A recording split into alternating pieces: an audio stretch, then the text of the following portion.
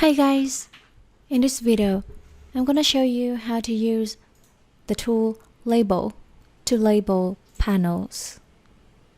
Labeling helps us to manage the panels and the project better.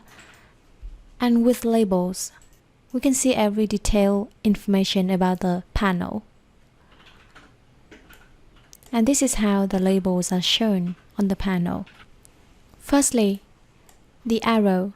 It shows the wood grain direction of the panel and the angle. For example, the default angle is 0, but if I set 45, then it's gonna be shown with 45. Next, priority.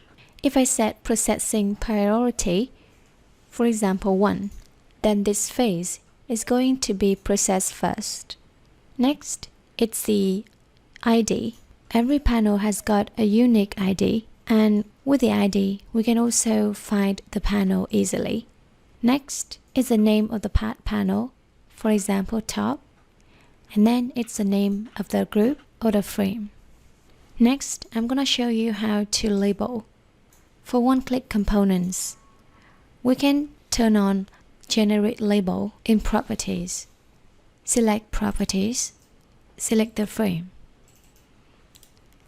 and go to Fitting tab, tick Generate Label.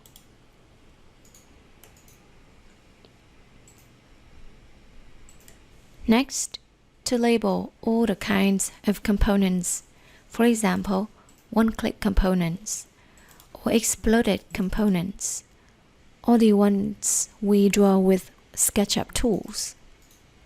Select all the objects and hit Label Assign.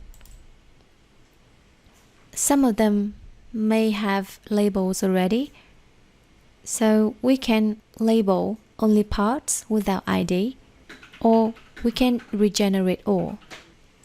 For example, regenerate all, then hit Execute.